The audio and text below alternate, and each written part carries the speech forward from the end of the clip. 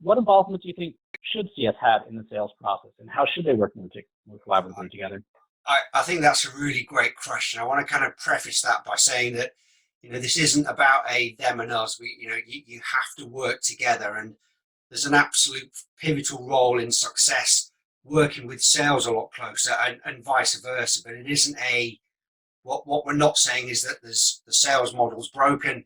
What we want to say is that they need to work close together. And I think that having the success work with the salespeople early on, they work there as part of that relationship, is really, really critical. You can help the sales team understand outcomes and our way of thinking about delivering customer outcomes and experiences rather than solutions or consultative selling, but also be involved with the sales guys in trying to learn and discover what the customer's desired outcomes are.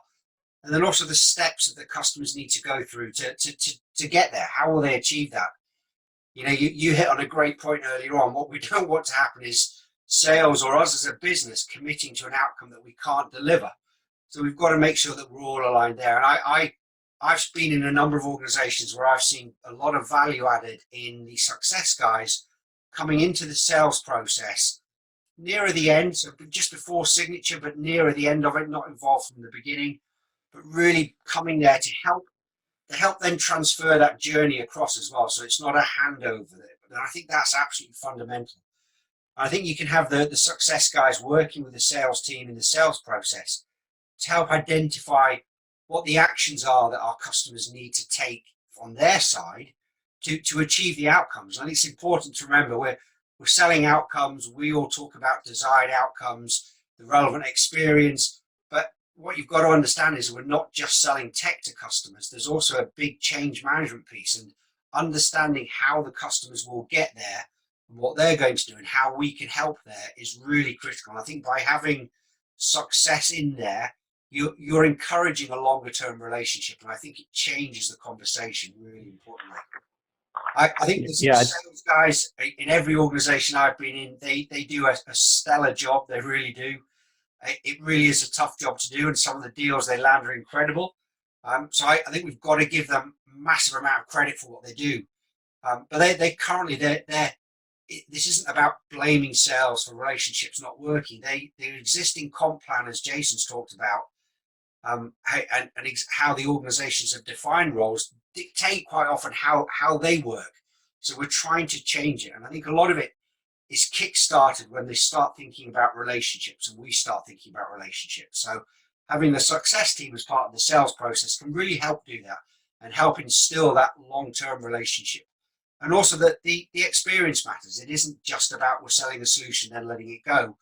We're selling an experience, and the experience has to be right for our customer.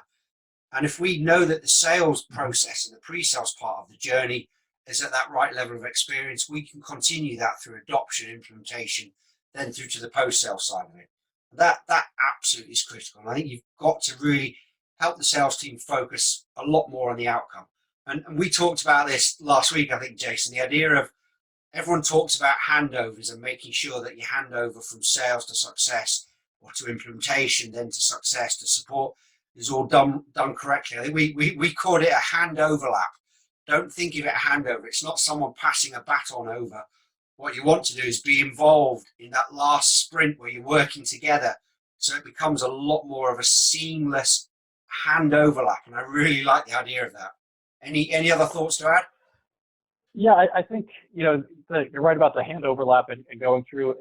And coming back to the idea, what's the customer looking to buy? And I think you really hit it on the head with, they're not just buying features and functions, but they're really buying that outcome and what they want to get to.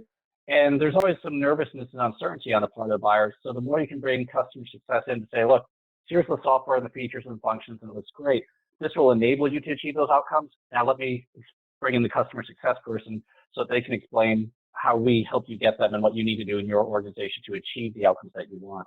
And I think that both sets the customer success person up for success to be an expert, and it gives the customer themselves some confidence they will achieve their actual business goals and that they will look good within their organization and have the experience they want to do. So I think there's, through that better alignment and having the customer success person being able to realize that part of what they're selling is the ability of their organization to generate a business outcome, not just to deliver a product.